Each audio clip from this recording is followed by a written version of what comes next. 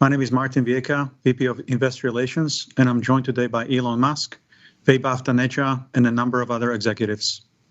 Our Q1 results were announced at about 3 p.m. Central Time in the update deck we published at the same link as this webcast. During this call, we will discuss our business outlook and make forward-looking statements. These comments are based on our predictions and expectations as of today. Actual events and results could differ materially due to a number of risks and uncertainties, including those mentioned in our most recent filings with the SEC. During the question and answer portion of today's call, please limit yourself to one question and one follow-up. Please use the raise hand button to join the question queue. But before we jump into Q&A, Elon has some opening remarks. Elon? Thanks, Martin. So to recap, in Q1, we navigated several unforeseen challenges as well as the ramp of the updated Model 3 in Fremont. There was, as people have seen, the EV adoption rate globally is under pressure, and a lot of other auto manufacturers are pulling back on EVs and pursuing plug-in hybrids instead. We believe this is not the right strategy, and electric vehicles will ultimately dominate the market.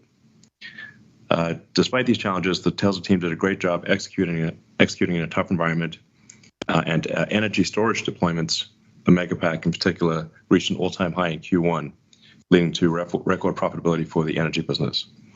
And that looks likely to continue to increase in the quarters and years ahead. It will increase. We actually know that it will.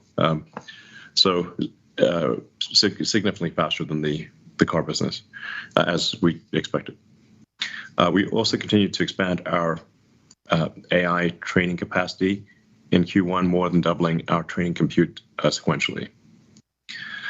In terms of the new product roadmap, there's been a lot of talk about our upcoming vehicle line in the past several weeks. We've updated our future vehicle lineup to accelerate the launch of new models ahead of previously mentioned start of production in the second half of 2025. So we expect it to be more like the early 2025, if not late this year. These new vehicles, including more affordable models, will use aspects of the next generation platform, as well as aspects of our current platforms, and will be able to be produced on the same manufacturing lines as our current vehicle lineup. So it's not contingent on any new factory or massive new production line. It'll be made on our current production lines much more efficiently. And we think this should allow us to get to over 3 million vehicles of capacity when realized to the full extent. Regarding FSD version 12, which is the pure AI-based self-driving, people that if you haven't experienced this, I strongly urge you to try it out. It's profound, and the rate of improvement is rapid. So we've now turned that on for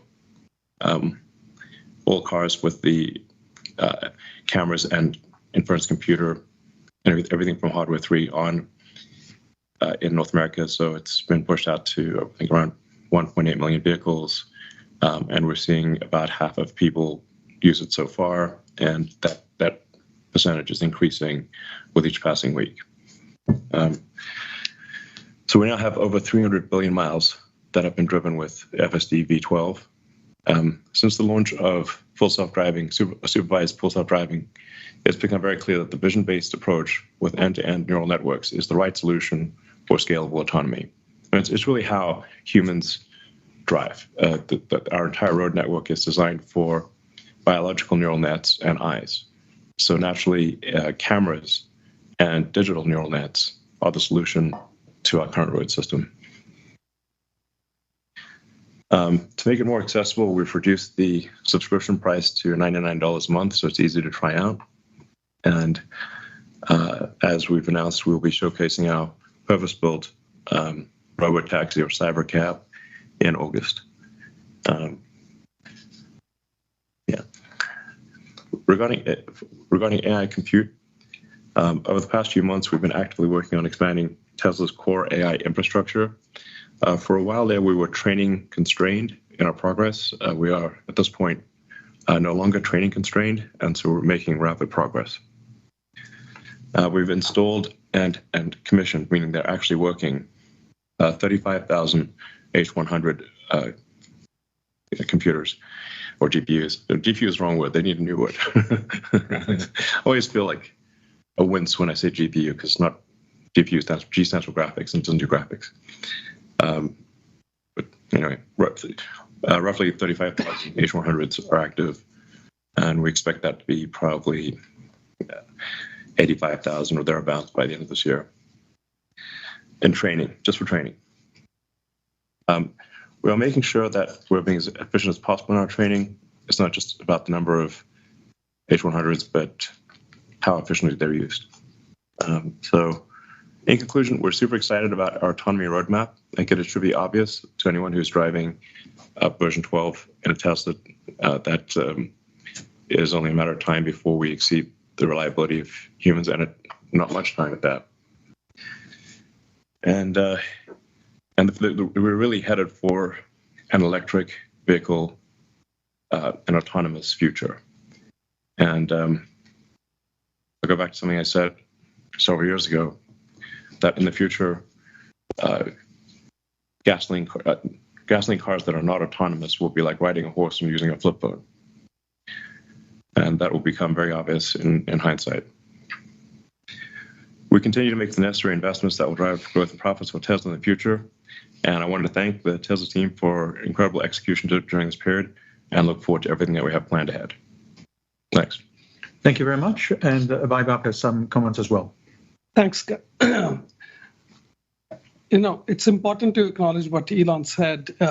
From our auto business perspective, we did see a decline in revenues quarter over quarter, and those were primarily because of seasonality, uncertain macroeconomic environment, and the other reasons which Elon had mentioned earlier. Auto margins declined from 18.9 to 18.5%, excluding the impact of Cybertruck. The impact of pricing actions was largely offset by reductions in per unit cost and the recognition of revenue from Autopark feature for certain vehicles in the US that previously did not have that functionality. Additionally, while we did experience higher costs due to the ramp of Model 3 in Fremont and disruptions in Berlin, these costs were largely offset by cost reduction initiatives. In fact, if we exclude Cybertruck and Fremont Model 3 ramp costs, the revenue from Autopark, auto margins improved slightly. Currently, normalized Model Y cost per vehicle in Austin and Berlin are already very close to that of Fremont. Our ability to reduce costs without sacrificing on quality was due to the amazing efforts of the team in executing Tesla's relentless pursuit of efficiency across the business. We've also witnessed that as other OEMs are pulling back on their investments in EV, there is increasing appetite for credits, and that means a steady stream of revenue for us. Obviously, seeing others pull back from EV is not the future we want. We would prefer it the whole industry went all in. On the demand front, we have undertaken a variety of initiatives, including lowering the price of both the purchase and subscription options for FSD, launching extremely attractive leasing specials for the Model 3 in the US for $299 a month, and offering attractive financing options in certain markets. We believe that our awareness activities paired with attractive financing will go a long way in expanding our reach and driving demand for our products. Our energy business continues to make meaningful progress with margins reaching a record of 24.6%. We expect the energy storage deployments for 2024 to grow at least 75% higher from 2023. And accordingly, this business will begin contributing significantly to our overall profitability. Note that there is a bit of lumpiness in our storage deployments due to a variety of factors that are outside of our control, so deployments may fluctuate quarter over quarter. On the operating expense front, we saw a sequential increase from our AI initiatives, continued investment in future projects, marketing, and other activities. We had negative free cash flow of $2.5 billion in the first quarter. The primary driver of this was an increase in inventory from a mismatch between builds and deliveries, as discussed before, and our elevated spend on CapEx across various initiatives, including AI compute. We expect the inventory build to reverse in the second quarter and free cash flow to return to positive again. As we prepare the company for the next phase of growth, we had to make the hard but necessary decision to reduce our headcount by over 10%. The savings generated are expected to be well in excess of $1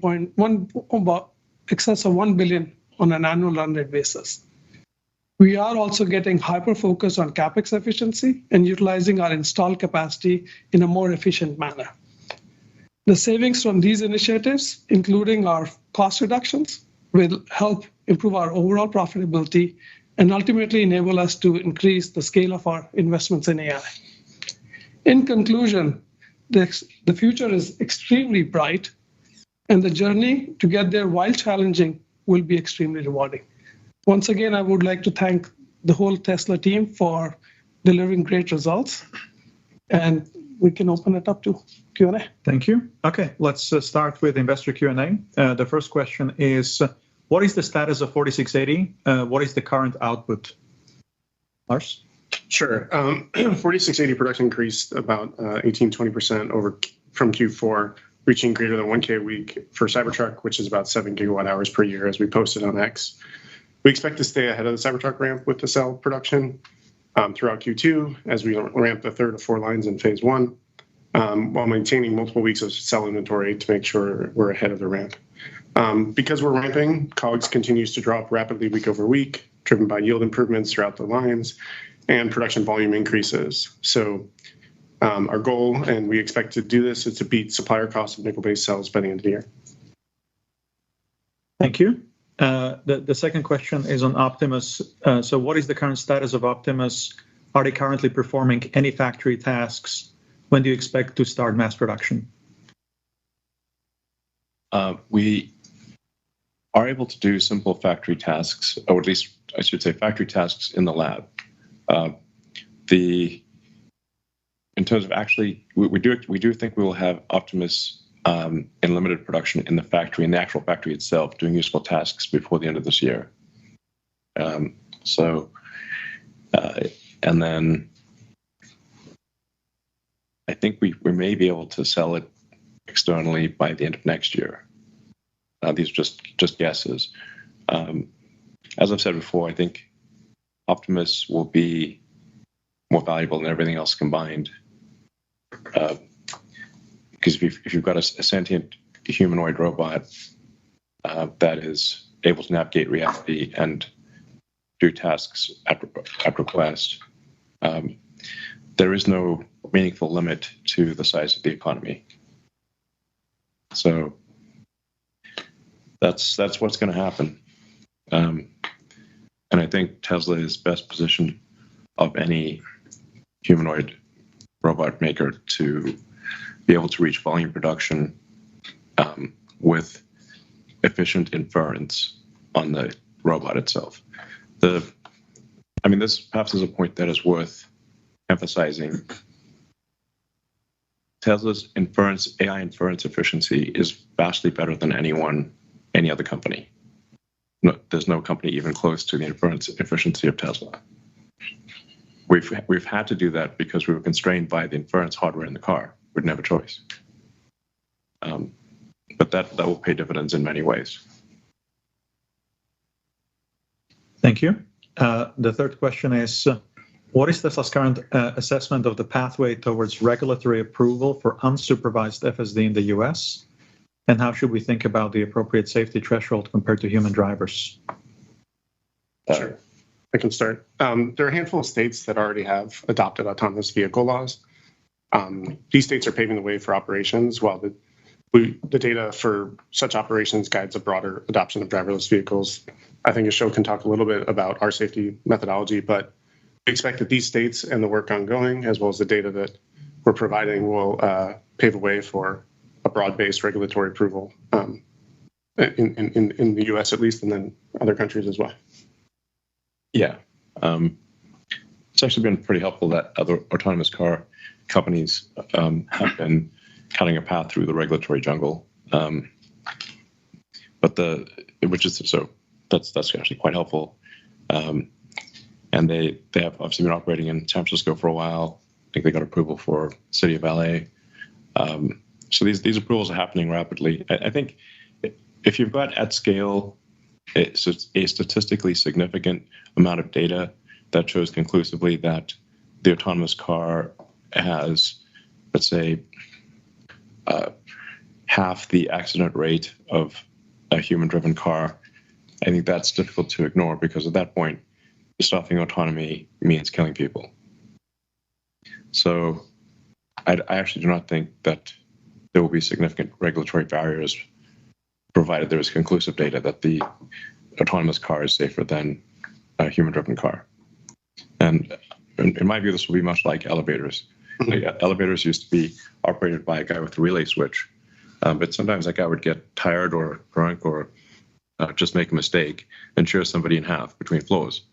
So now we just get in an elevator and press a button. We don't think about it. In fact, it's kind of weird if somebody's standing there with a relay switch. That'll be how cars work.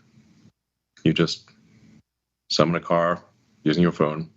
You get in, it takes you to a destination, you get out. You don't even think about it. You don't even think about it. Just like an elevator. It takes you to your floor. That's it. Don't think about how the elevator is working or anything like that.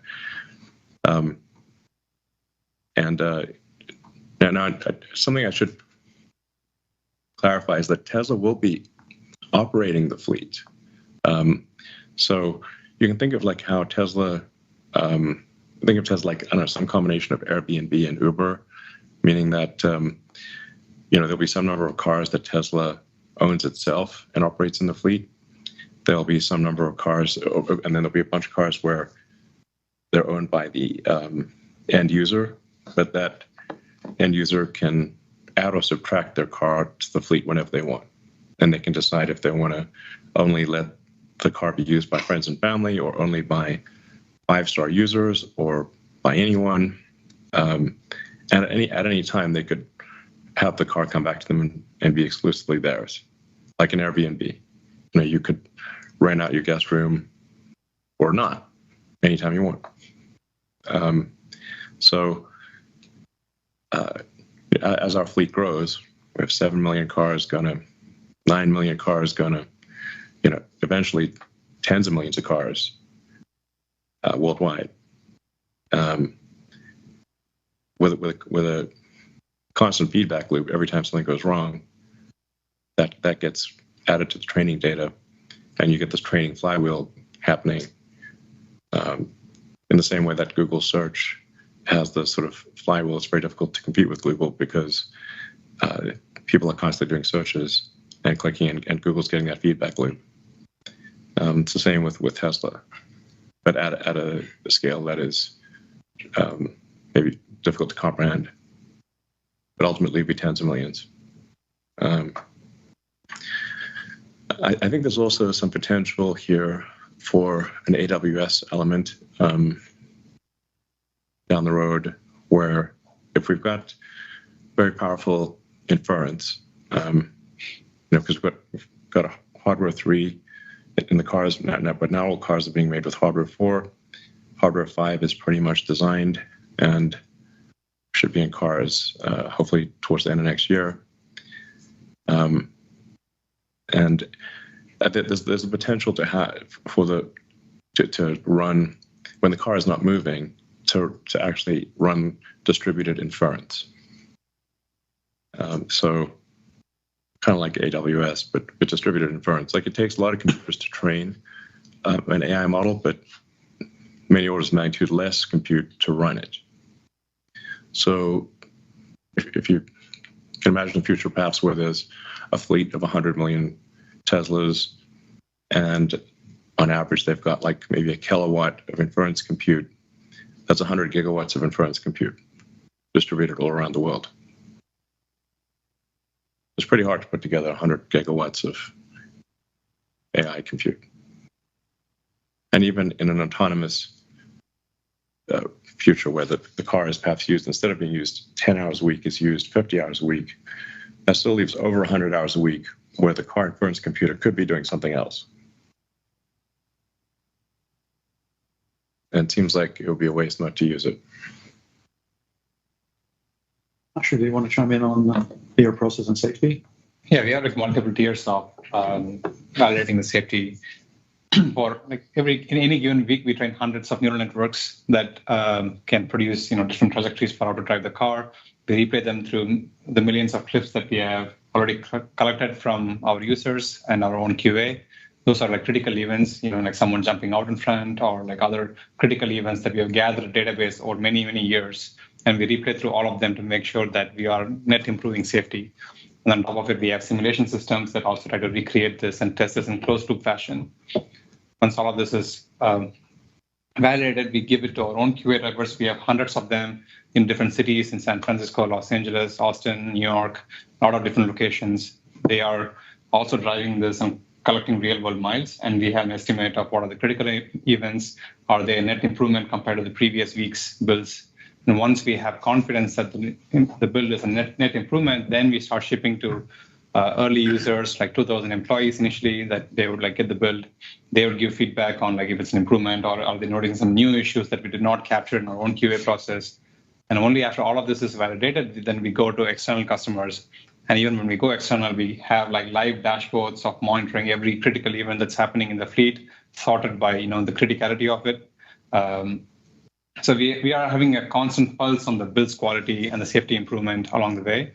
And then any failures, like Elon alluded to, you get the data back, add it to the training, and that improves the model in the next cycle. So we have this like constant feedback loop of issues, fixes, evaluations, and then it rinse and repeat.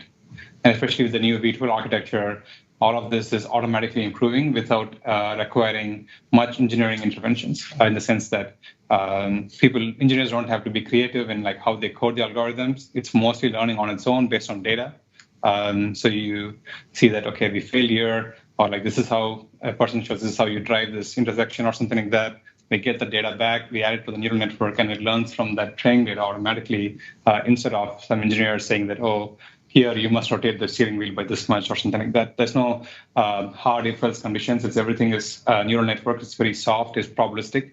So it will adapt its probability distribution based on the new data that it's getting. Yeah, and we do have some insight into how good the things will be in, like, let's say 3 or 4 months, because we have advanced models that are far more capable than what is in the car, but have some issues with them that we need to fix. So there'll be a step change improvement in the capabilities of the car, but it'll have some quirks that are that need to be addressed in order to release it. As Ashok was saying, we have to be very careful in what we release to the fleet, or to customers in general. So like if we look at say 12.4 and 12.5, which are really could arguably even be version 13, version 14, because it's pretty close to a total retrain of the neural nets in each case, or substantially different. So we have good insight into where the models, how well the car will perform in say 3 or 4 months. Yeah, in terms of scaling laws, people in the AI community generally talk about model scaling laws, where they increase the model size a lot, and then they have corresponding gains in performance. But we have also figured out scaling laws in other axes. In addition to the model size scaling, we can also have data scaling. You can increase the amount of data you use to train the neural network, and that also gives similar gains. And you can also scale up by training compute. You can train it for much longer and want more GPUs or more Dojo nodes, and that also gives better performance. And you can also have architecture scaling, where you come up with better architectures that for the same amount of compute produce better results. So a combination of model size scaling, data scaling, training compute scaling, and the architecture scaling, we can basically extrapolate, okay, if we continue scaling based on this ratio, we can sort of predict future performance.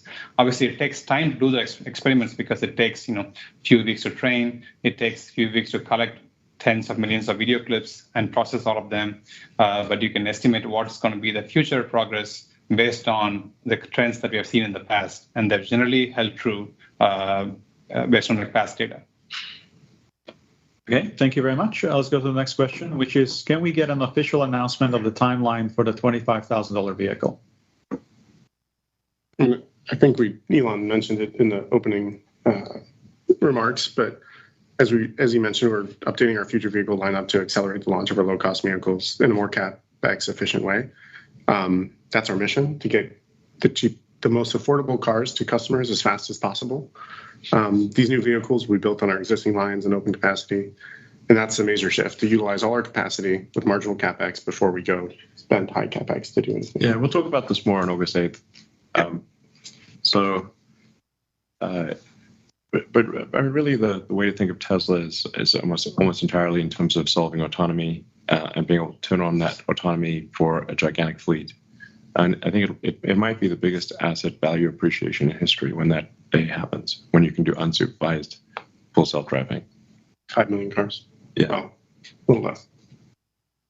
Well, Some of those have, yeah. It'll be 7 million cars, in a year or so. Yeah. And then 10 million, and then, eventually we're talking about tens of millions of cars. Not eventually, it's like before the end of this decade. Yeah, before the end of the decade, it's several tens of millions of cars, I think. Thank you. The next question is, what is the progress of Cybertruck ramp? I can take that one too. Cybertruck hit 1K a week just a couple weeks ago. This happened in the first 4 to 5 months since we SOP'd late last year. Of course, volume production is what matters. That's what drives costs, and so our costs are dropping. But the ramp still faces a lot of challenges with so many new technologies, some supplier limitations, et cetera, and we'll continue to ramp this year, just focusing on cost efficiency and quality. Okay, thank you. The next question, have any of the legacy automakers contacted Tesla about possibly licensing FSD in the future? We're in conversations with one major automaker regarding licensing FSD. Thank you. The next question is about the robotaxi unveil. Elon already talked about that, so we'll have to wait till August. The following question is about the next generation vehicle. We already talked about that. So let's go to the Semi. What is the timeline for scaling Semi? I think. Sure. So we're finalizing the engineering of the Semi to enable a super cost-effective, high-volume production with our learnings from our fleet and our pilot fleet and Pepsi's fleet, which we're expanding this year marginally. In parallel, as we showed in the shareholders deck, we have started construction on the factory in Reno. Our first vehicles are planned for late 2025 with external customers starting in 2026. Okay, couple more questions. So our favorite, can we make FSD transfer permanent until FSD is fully delivered with level 5 autonomy? No. Okay, next question. What is gating the production ramp at Lathrop? Where do you see the megapack run rate at the end of the year? Mike? Yeah, Lathrop is ramping as planned. We have our second GA line allowing us to increase our exit rate from 20 gigawatt hours per year at the start of this year to 40 gigawatt hours per year by the end of the year. That line's commissioned. There's really nothing limiting the ramp. It's given the longer sales cycles for these large projects, we typically have order visibility 12 to 24 months prior to ship dates. So we're able to plan the build plan several quarters in advance. So this allows us to ramp the factory to align with the business and order growth. Lastly, we'd like to thank our customers globally for their trust in Tesla as a partner for these incredible projects. Okay, thank you very much. Let's go to analyst questions. The first question comes from Tony Sacconaghi from Bernstein. Tony, please go ahead and unmute. Thank you for taking the question. I was just wondering if you could elaborate a little bit more on kind of the new vehicles that you talked about today. Are these tweaks on existing models, given that they're going to be running on the same lines, or are these new models, and how should we think about them, in the context of the Model 3 Highland update? What will these models be like relative to that? And given the quick time frame, Model 3 Highland has required a lot of work and a lot of retooling. Maybe you can help put that all in context. Thank you. And I have a follow-up, please. I think we've said all we will on that front. So what's your follow-up? It's a more personal one for you, Elon, which is that you're leading many important companies right now. Maybe you can just talk about where your heart is at in terms of your interests, and do you expect to lessen your involvement with Tesla at any point over the next 3 years? Well, Tesla constitutes the majority of my work time, and I work pretty much every day of the week. It's rare for me to take a Sunday afternoon off. So I'm going to make sure Tesla is very prosperous, and I think it is prosperous, and it will be very much so in the future. Okay, thank you. Let's go to Adam Jonas from Morgan Stanley. Adam, please go ahead and unmute.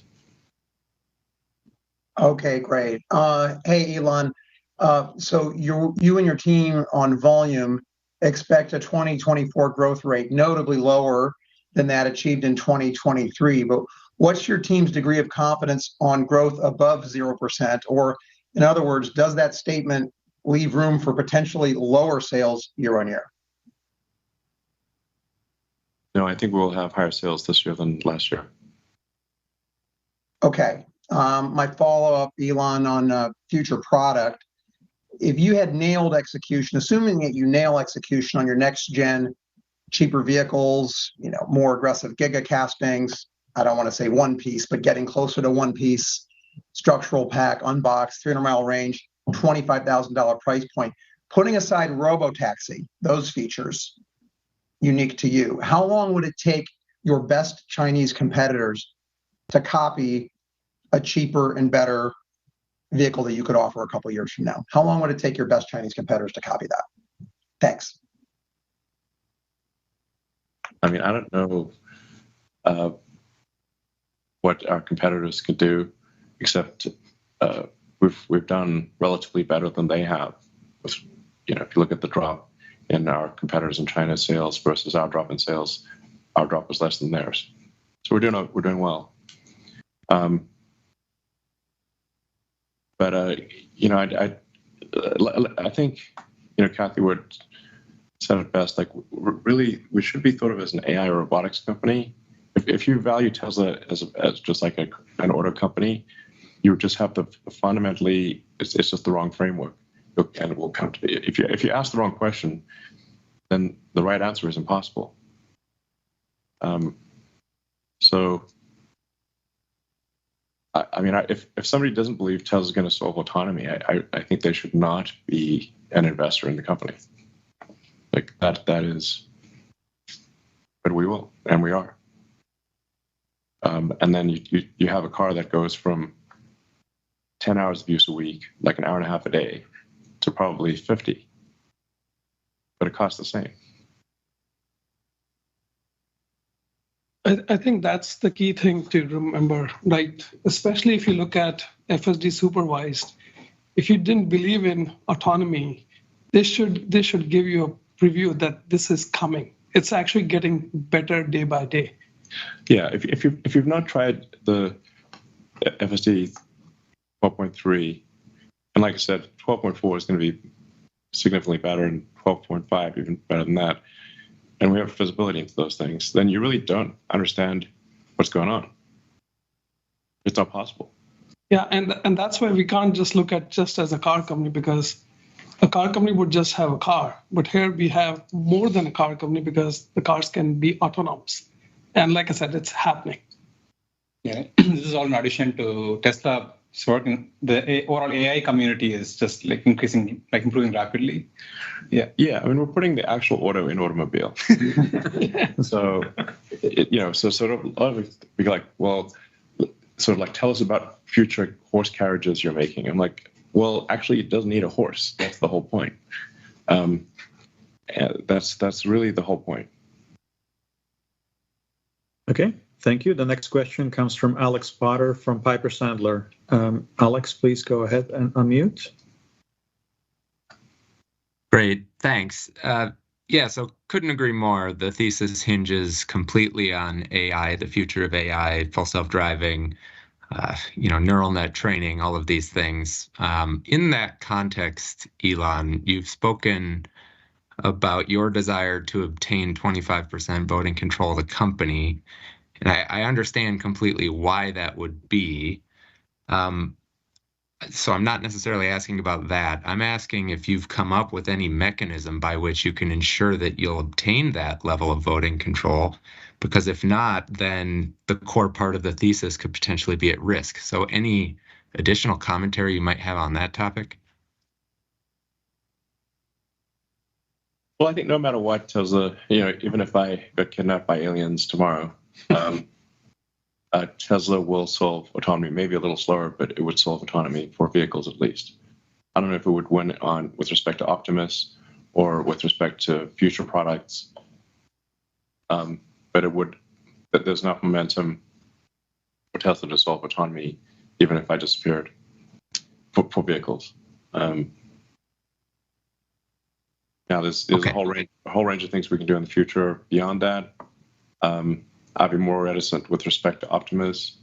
If we have a super sentient humanoid robot that can follow you indoors and that you can't escape, we're talking Terminator level risk, then I'd be uncomfortable with, if there's not some meaningful level of influence over how that is deployed.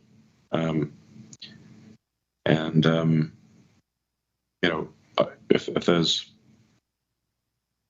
shareholders have an opportunity to ratify or re-ratify the sort of competition, I guess I can't say that. Whatever, but that is a fact. They have an opportunity. Okay. Very good. And we'll see if the company generates a lot of positive cash flow, we could obviously buy back shares. All right, that's actually all very helpful context. Thank you. Maybe one final question, then I'll pass it on. OpEx reductions. Thank you for quantifying the impact there. I'd be interested also in potentially more qualitative discussion of what the implications are for these headcount reductions. What are the types of activities that you're presumably sacrificing as a result of parting ways with these folks? Thanks very much. So, like we said, we've done these headcount reductions across the board. And, as companies grow over time, there are certain redundancies, there's some duplication of efforts which happens in certain areas. So you need to go back and look at where all these pockets are, get rid of it. So we're basically going through that exercise wherein we're like, hey, how do we set this company right for the next phase of growth? And the way to think about it is, any tree which grows, it needs pruning. This is the pruning exercise which we went through. And at the end of it, we'll be much stronger and much more resilient to deal with the future, because the future is really bright. Like I said in my opening remarks, we just have to get through this period and get there. Yeah, we're not giving up anything that it's significant that I'm aware of. So we've had a long period of prosperity from 2019 to now, and so if a company sort of organizationally is 5% wrong per year, that accumulates to 25-30% of inefficiency. We've made some corrections along the way, but it is time to reorganize the company for the next phase of growth. And you really need to reorganize it, just like a human. When we start off as one cell and become a zygote and blastocyst, and you start growing arms and legs, and briefly you have a tail. And so. But you shed the tail. You shed the tail, hopefully, and then you're a baby. And you basically you have to be different. The organism, a company is kind of like a creature growing, and if you don't reorganize it for different phases of growth, it will fail. You can't have the same organizational structure if you're 10 cells versus 100 versus 1 million versus 1 billion versus 1 trillion. Where humans are like around 35 trillion cells. Doesn't feel like it feels like, feel like one person, but you're basically a walking cell colony of roughly 35 trillion, depending on your body mass, and about 3 times that number in bacteria. So anyway, you've got to reorganize the company for a new phase of growth, or it will fail to achieve that growth. Thank you. Let's go to Mark Delaney from Goldman Sachs. Mark, please go ahead and unmute. Yes, good afternoon. Thanks very much for taking the question. The company had previously characterized potential FSD licensing discussions as in the early phase, and some OEMs had not really been believing in it. Can you elaborate on how much the licensing business opportunity you mentioned today has progressed? And is there anything Tesla needs to achieve with the technology in terms of product milestones in order to be successful at reaching a licensing agreement, in your view? Well, I think it just needs to be obvious that our approach is the right approach. And I think it is. I think we're now with 12.3. If you just have the car drive you around, it is obvious that our solution, with a relatively low cost inference computer and standard cameras, can achieve self-driving. No LiDARs, no radars, no ultrasonics, nothing. Just no heavy integration work for the vehicle manufacturers. Yeah, it's so it would really just be a case of having them use the same cameras and inference computer and licensing out software. And but it's once it becomes obvious that if you don't have this in a car, nobody wants your car. Yeah, it's like it's a smart car. I still remember back when Nokia was king of the hill. Yeah, dominating the cell phone industry. Yeah, crushing. And then I saw them come out with a smartphone that was basically a brick with limited functionality. And then the iPhone and Android. But people still did not understand that all the phones are going to be that way. There's not going to be any flip phones. There'll be a niche product. Or home phones. Yeah, not even exactly. When was the last time you saw a home phone? Is it like an anachronism? I have no idea. Yeah. In a hotel. Sometimes in a hotel. Yeah, the hotels have them. Yeah.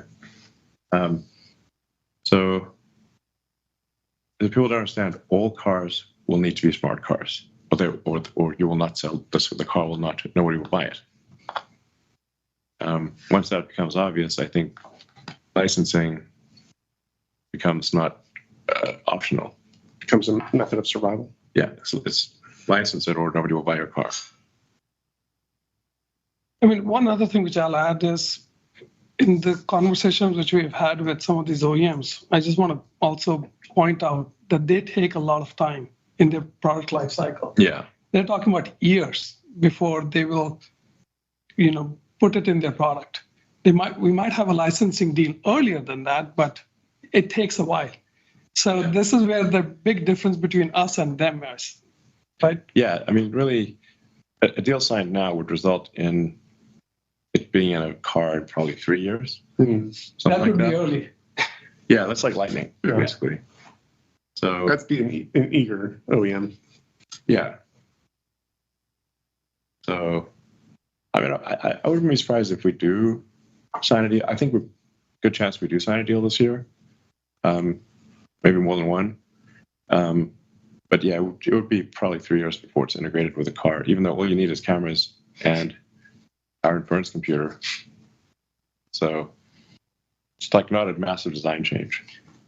Yeah, and again, just to clarify, it's not the work which we have to do, it's the work which they have to do, which will take the time. Right, Mark, do you have a follow-up? Yeah, very helpful. Thank you. My follow-up was to better understand Tesla's approach to pricing going forward. Previously, the company had said that the price reductions were driving incremental demand. With how affordable the cars have become, especially for vehicles that have access to IRA credits and some of the leasing offers that Tesla has in place, do you still see meaningful incremental price reductions as making sense from here for the existing products? And can the company meaningfully lower prices from here and also stay free cash flow positive on an annual basis with the current product set? Thanks. Yeah, I think we can be free cash flow positive meaningfully.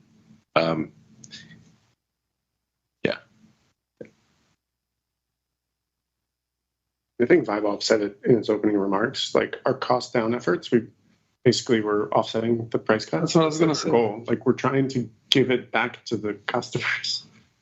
Yeah, I mean, at the end of the day, like for any given company, if you sell a great product at a great price, if you have a great product at a great price, the sales will be excellent. Mm-hmm. That's true of any arena. So over time, we do need to keep making sure that that it's a great product at a great price, and moreover, that price is accessible to people. So it's not, you have to solve both the value for money and the fundamental affordability question. The fundamental affordability question is sometimes overlooked. If somebody's earning several $100,000 a year, they don't think of a car from a fundamental affordability standpoint. But for the vast majority of people are living paycheck to paycheck. So it actually makes a difference if the cost per month for lease or financing is $10 one way or the other. So it is important to keep improving the affordability and to keep, it's just like making the price more accessible. Yeah, exactly. Make the price more accessible, the value for money better, and to keep improving that over time. But also to make kick-ass cars that people want to buy. Yeah, it's got to be a great product at a great price, and the standards for what constitutes a great product at a great price keep increasing. So there's like you can't just be static. You have to keep making the car better, improving the price of it, improving the cost of production, and that's what we're doing. Yeah, and in fact, like I said in my opening remarks, also like the updated Model 3 is a fantastic car. I don't think people fully even understand the amount of engineering effort which has gone, and Lars and team have actually put out videos explaining how much the car is different when it looks and feels different. Not only it looks and feels different, we've added so much value to it, but you can lease it for like as low as $299 a month. Yeah. Without gas. Yeah. All right. The next question comes from George from Canaccord. George, please go and unmute. Hi. Thank you for taking my question. First, could you please help us understand maybe some of the timing of launching FSD in additional geographies, including maybe clarifying your recent comment about China? Thank you. You mean like new markets? Yeah, there are a bunch of markets where we don't currently sell cars that we should be selling cars in. We'll see some acceleration of that. And FSD in new markets? Yeah. So the thing about the end-to-end neural net based autonomy is that just like a human, it actually works pretty well without modification in almost any market. So we plan on, with the approval of the regulators, releasing it as a supervised autonomy system in any market where we can get regulatory approval for that, which we think includes China. So yeah, it's just like a human, you can go rent a car in a foreign country and you can drive pretty well. Obviously, if you live in that country, you'll drive better, and so we'll make the car drive better in these other countries with country-specific training. But it can drive quite well almost everywhere. Yeah, the basics of driving are basically the same everywhere. Like a car is a car, traffic is a traffic light, road is the road. Yeah, it understands that it shouldn't hit things no matter where it is. Exactly. There are some road rules that you need to follow. In China, you shouldn't cross over a solid line to do a lane change. US is a recommendation, I think. China, you get fined heavily if you do that. We have to do some adaptations, but it's mostly smaller adaptations, not like an entire change of stack or something like that. Yeah. Hey, George, do you have a follow-up? Yep. So my follow-up has to do with the first quarter deliveries, and I'm curious as to whether or not you feel that supply constraints that you mentioned throughout the release impacted the results, and maybe can you help us quantify that, and is that why you have some confidence in unit growth in 2024? Yeah, I think we did cover this a little bit in the opening remarks too. Q1 had a lot of different things which were happening. Seasonality was a big one, continued pressure from the macroeconomic environment. We had attacks at our factory. We had Red Sea attacks. We're ramping Model 3. We're ramping Cybertruck. All these things are happening. I mean, it almost feels like a culmination of all those activities in a constrained period. And that gives us that confidence that, hey, we don't expect these things to recur. Yeah, we think Q2 will be a lot better. Yeah. It's just one thing after another. Our attacks are crazy. Yeah, exactly. And it's just, if you've got cars that are sitting on ships, they obviously cannot be delivered to people. And if you've got excess demand for Model 3 or Model Y in one market, but you don't have it there, it's an extremely complex logistics situation. And I'd say also we did overcomplicate the sales process, which we've just in the past week or so have greatly simplified. So it became far too complex to buy a Tesla, whereas it should just be you can buy the car in under a minute. So we're getting back to the you can buy a Tesla in under a minute interface from what was quite complex. Okay, thank you. Let's go to Colin Rush from Oppenheimer. Colin, go ahead and unmute, please. Thanks so much, guys. Given the pursuit of Tesla really as a leader in AI for the physical world, and your comments around distributed inference, can you talk about what that approach is unlocking beyond what's happening in the vehicle right now?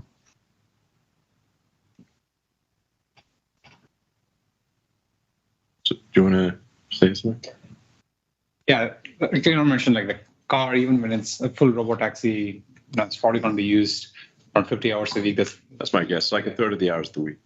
Yeah, it could be more or less, but then there's certainly going to be some hours left for charging and cleaning and maintenance. In that world, it can do a lot of other workloads. Even right now, we are seeing, for example, these LLM companies have this like batch workloads where they send a bunch of documents, and those are run through pretty large neural networks. Take a lot of compute to chunk through those workloads. And now that we have already paid for this compute in these cars, it might be wise to use them and not let them be idle, be like buying a lot of expensive machinery and letting them be idle. Like we don't want that.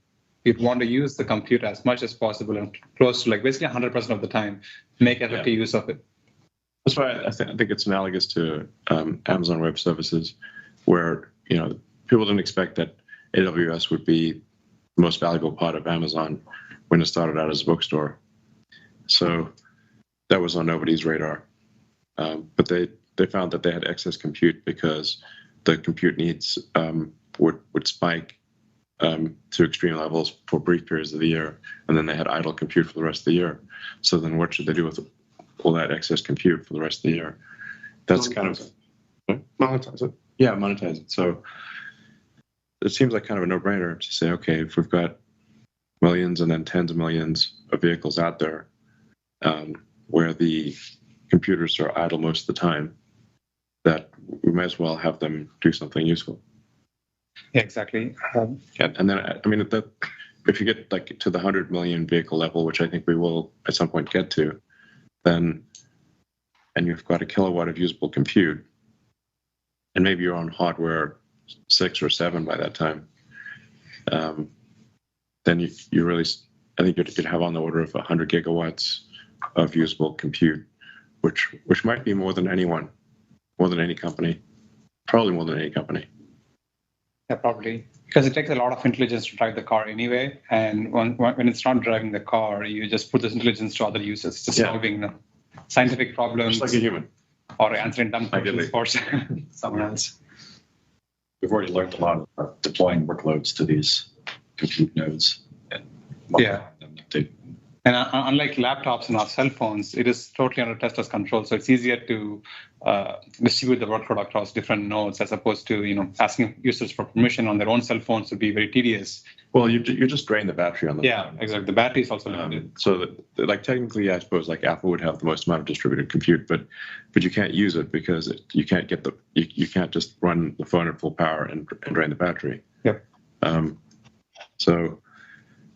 Whereas for the car, even if you're a kilowatt level inference computer, which is crazy power compared to a phone, if you've got a 50 or 60 kilowatt hour pack, it's still not a big deal to run. If you're plugged in, whether you're plugged in or not, it could be plugged in or not plugged in. You could run for 10 hours and use 10 kilowatt hours of your kilowatt of compute per hour. Yeah. Already got a built-in liquid cooled thermal management. Yeah, it's exactly expense for data centers, so it's already there in the car. Exactly. So Yeah. It's distributed power generation. It's just distributed access to power and distributed cooling, and it's already paid for. Yeah, I mean, that distributed power and cooling, people underestimate that costs a lot of money. Really big Yeah, deal. it does. Yeah, and the capex is shared by the entire world. Yes. Sort of everyone owns a small Yeah. chunk, and they get a small profit out of it. Maybe. Yeah. Thanks so much, guys. And just my follow-up is a little bit more mundane. Looking at the 4680 ramp, can you talk about how close you are to target yields and when you might start to accelerate incremental capacity expansions on that technology?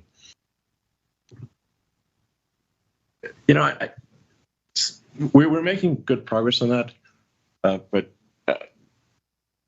I don't think it's super important for at least the near term. As Laura said, we think it'll be, exceed the competitiveness of suppliers by the end of this year, and then we'll continue to improve it. Yeah, I mean, I think it's important to note also that the ramp right now is relevant to the Cybertruck ramp. Yeah. And so we're not going to just randomly build 4680s unless we have a place to put them. And so we're going to, make sure we're prudent about that. But we also have a lot of investments with all our cell suppliers and vendors. They're great partners, and they, done great development work with us. And a lot of the advancements in technology and chemistry we found in 4680, they're also putting into their cells. Yeah, I mean, a big part of the 4680, or Tesla doing internal cells, was a hedge against what would happen with our suppliers. Because for a while there, it was very difficult because every big car maker put in massive battery orders. And so the price per kilowatt hour of lithium-ion batteries went to crazy numbers, to crazy levels. Bonkers. Yeah, just bonkers. So, okay, we've got to have some hedge here to deal with, cost per kilowatt hours numbers that would double what we anticipated. If we have an internal cell production, then we have that hedge against demand shocks, with too much demand. That's really the way to think about it. So it's not like we want to take on a whole bunch of problems that just for the hell of it. We did the cell program in order to address the crazy increase in cost per kilowatt hour from our suppliers due to gigantic orders placed by every car maker on Earth. So, okay, thank you. And the last question comes from Ben Kalo from Baird. Ben, go ahead and unmute.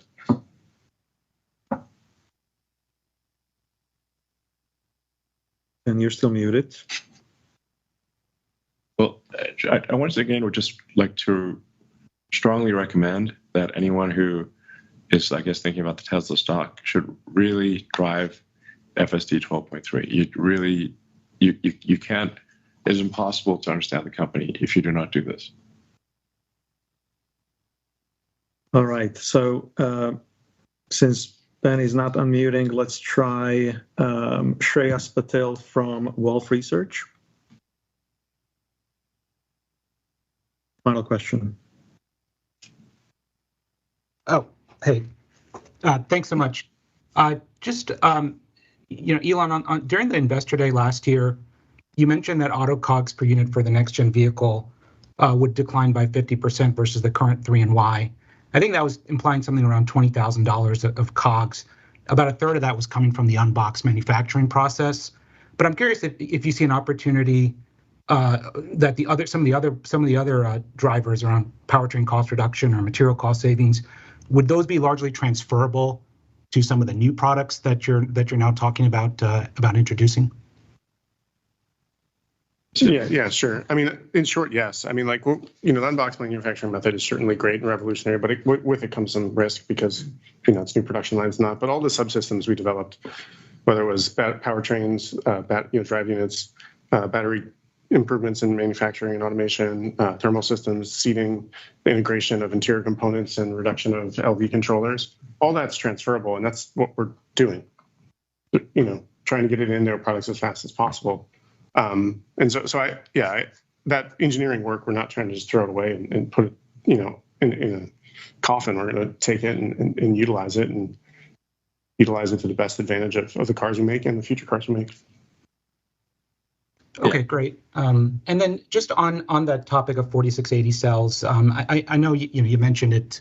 You really thought of it more as like a hedge against rising battery costs from other OEMs, but it seems even today it seems like you would have a cost advantage against some of those other automakers. And I'm wondering, given the rationalizing of your vehicle manufacturing plans that you're talking about now, if there's an opportunity to maybe convert the 4680 cells and maybe sell those to other automakers and really generate an additional revenue stream. I'm just curious if you have any thoughts about that. Right. What seems to be happening is that unless I'm missing something, the orders for batteries from other automakers have declined dramatically. So we're seeing much more competitive prices for cells from our suppliers, dramatically more competitive than in the past. It is clear that a lot of our suppliers have excess capacity. Yeah. In addition to what Elon said, this is Karan, by the way. In addition to what Elon said about 4680s, what 4680 did for us from a supply chain perspective was help us understand the supply chain that's upstream of our cell suppliers. So a lot of the deals that we had struck for 4680, we can also supply those materials to our partners, help reducing the overall cost back to Tesla. So we're basically inserting ourselves in the upstream supply chain by doing that. So that's also been beneficial in reducing the overall pricing in addition to the excess capacity that these suppliers have. Yeah, no, I mean, this is going to wax and wane, obviously. So, there's going to be a boom and bust in battery cell production, where production exceeds supply, and then supply exceeds production, and back and forth, kind of like, I don't know, DRAM or something. So it's like what is true today will not be true in the future. There's going to be somewhat of a boom and bust cycle here. And then there are additional complications with government incentives, like the Inflation Reduction Act, the IRA, which I always found like a funny name for a comical name. Yeah, is it like the Irish Republican Army, the Internet Research Agency from Russia? Independent retirement account? Yeah, exactly. Roth IRA. And it's like Forrest Spider-Man situation, which IRA wins. But it does complicate the incentive structure, so that there is perhaps there's stronger demand for cells that are produced in the U.S. than outside the U.S. But then how long does the IRA last? I don't know. Which is why it's important that we have both in-house cells and vendor cells to hedge against all of this. Yeah. Okay, thank you very much. That's all the time we have today. But at the same time, I would like to make a short announcement. And I wanted to let the investment community know that about a month ago, I met up with Elon and Vaibhav and announced that I'll be moving on from the world of investor relations. I'll be hanging around for another couple of months or so feel free to reach out anytime. But after this 7-year sprint, I'm going to be taking a break and spending some good quality time with my family. And I wanted to say that these 7 years have been the greatest privilege of my professional life. I'll never forget the memories from, I started literally at the beginning of production hell and just watching the company from the inside to see what it's become today. And I'm especially super thankful to the people in this room and dozens of people outside of this room that I've worked for over the years. I think the team strength and teamwork at Tesla is unlike anything else I've seen in my career. Elon, thank you very much for this opportunity that I got back in 2017. Thank you for seeking investor feedback and regularly and debating it with me. Yeah, well, I mean, the reason I reached out to you was because I thought your analysis of Tesla was the best that I'd seen. Thank you. So, yeah, thank you for helping Tesla get to where it is today over 7 years. It's been a pleasure working with you. Thank you so much. And yeah, thank you for all the thousands of shareholders that we've met over the years and walked around factories, and loved all the interactions, even the tough ones. And yeah, looking forward to the call in the next 3 months, but I'll be on the other side listening in. Thank you very much. Thanks.